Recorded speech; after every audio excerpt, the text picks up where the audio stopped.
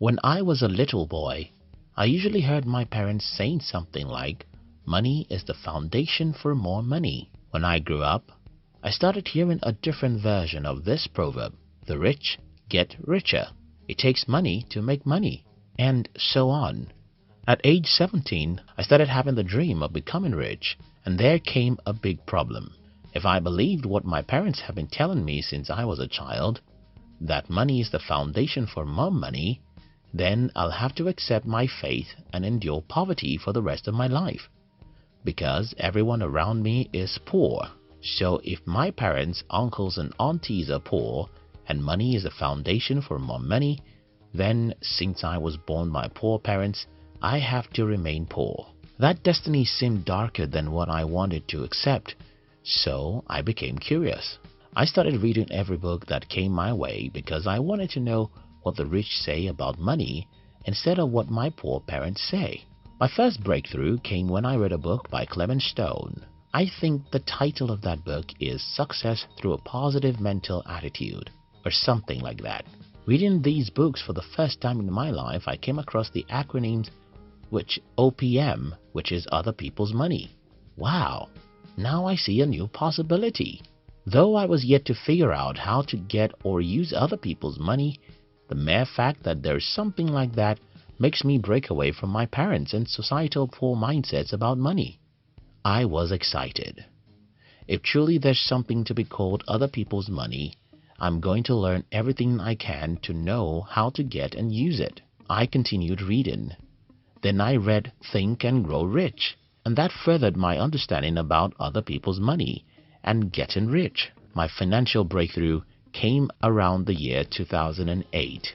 I read Creating Wealth by James Allen and You Can Negotiate Anything by Herb Cohen.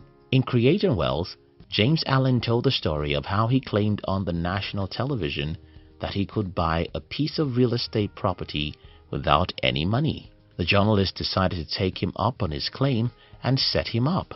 He threw Allen into a city he never knew he was going to be, and without money, he bought a piece of real estate. This story got me crazy and nothing in the world could stop me. I said to myself, if someone could be so smart that he could go into a city without money or connections and buy a piece of real estate, I just have to figure out how to do this. If you can negotiate anything, Herb Cohen breaks 3 simple strategies you can use to get whatever you want from other people, and that includes getting capital and resources to invest. Reading that book is a game changer for me, and I'll forever be grateful to God for sending me such a book. Since the last 11 years and 6 months, I've been able to get money and resources to invest again and again, even from unbelievable sources. And this is how it all started. It all starts from your mind. I know you've been hearing this for a long time, and I'm sorry I have to tell you again, the game is in your mind. Though positive thinking has become a cliche in our society, the truth is if you think you can do something, you'll look for every possible way to do what you think you can do, and if you think you cannot do anything, you'll look for some excuses. My parents always said that money is the foundation for more money. If I had believed that, then I'll simply tell myself, well, since I don't have that money, I cannot make more money. But I threw away that belief, and that's the first thing I asked you to do. Throw away everything poor people taught you about money. Throw away the mindset that it takes money to make money, because it doesn't have to take your money. I can tell you several of my exploits. I can tell you how I raised capital from strangers even though I had no collateral. I can tell you how I got people to give me their hard-earned money so that I can invest. And I did this year after year till the point where I no longer needed capital. But it all started when I decided to change what I believed about money. So, if you truly want to invest without money, you have to open your mind and change what every poor person you know tells you about money. Everyone needs capital. This is another truth I wish you knew.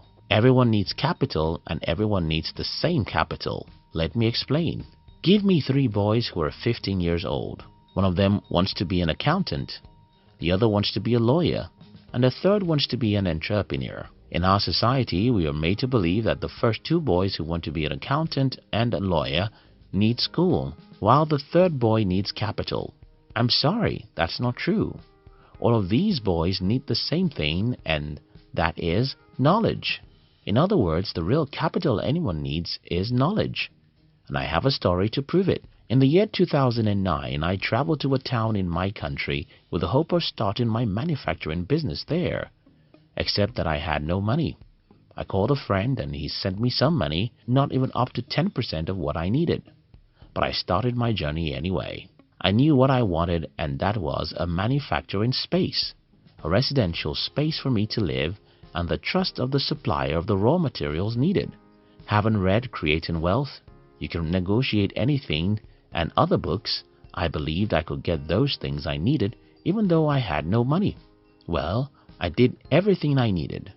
Yes, I was rejected a few times, but when you believe something is possible, you're not only going to try again after rejections, you're going to be attractive to people because your confidence will convince them that you're worthy of their support. Again, the real capital everyone needs is knowledge. The same knowledge which makes a lawyer employable is the knowledge that makes you get the resources you need to invest. So if you hate books, you probably won't even know how to get the capital you need to invest. You can't possibly want to invest in other things until you've learned how to invest in the most lucrative business of your life, which is your mind. Yes, your mind is the most lucrative business in the world. And if you are too lazy to invest in the most lucrative business, why do you want to invest in something else? What do you want to invest in? A few weeks ago, one of my friends came to me to tell me about Forex trading.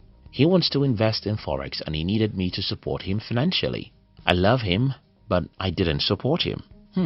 Now you know that I'm a bad devil. But that's not it. You see, when I heard my friend talking, I knew that he didn't know what he was talking about. And that's another problem most people have when they want to get other people to invest in their ideas. Don't deceive yourself. Most people who have money to invest in your ideas are very smart, extremely smart. If you want to see this in real life, watch Shark Tank on YouTube. You'll see how sharks can easily see the loopholes in your ideas, and that's what you'll encounter anywhere you try to get others to invest in you. Because usually, people who have money have been either entrepreneurs or investors for 1 or 2 decades. These people know fake enthusiasm, fake ideas, and fake market evaluations. So when you sit in front of them to talk about your idea, they can smell the rat 10 miles away, and that's why they won't ever want to support your idea. In the case of my friend, I can easily see how he underrated what it takes to make money in Forex trading. And when someone underrates what it takes to build any business, you know they will throw your money into the lagoon. So, what do you want to invest in? How passionate are you about such things? How many hours have you spent studying that industry? How many people, experts, have you met to ask questions? How crazy are you about that industry? Don't think you can fake the enthusiasm or the understanding of the market value or anything, because anyone qualified to invest with you is probably going to be smarter than you. Just imagine a 15-year-old trying to deceive a 25-year-old. Oftentimes, it's pretty obvious. So far, I have told you my stories. How I threw away what my parents believed about money and embraced a new possibility. Until you do the same, you can't get resources to invest in because the battle is in your mind.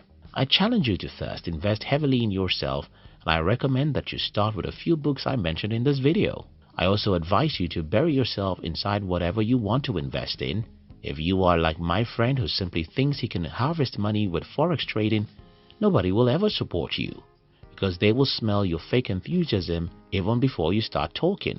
In part 2 of this video, I'll be talking about some other specific strategies that have helped me to raise capital, and I wish this video will be helpful. Thank you for watching it. We love you.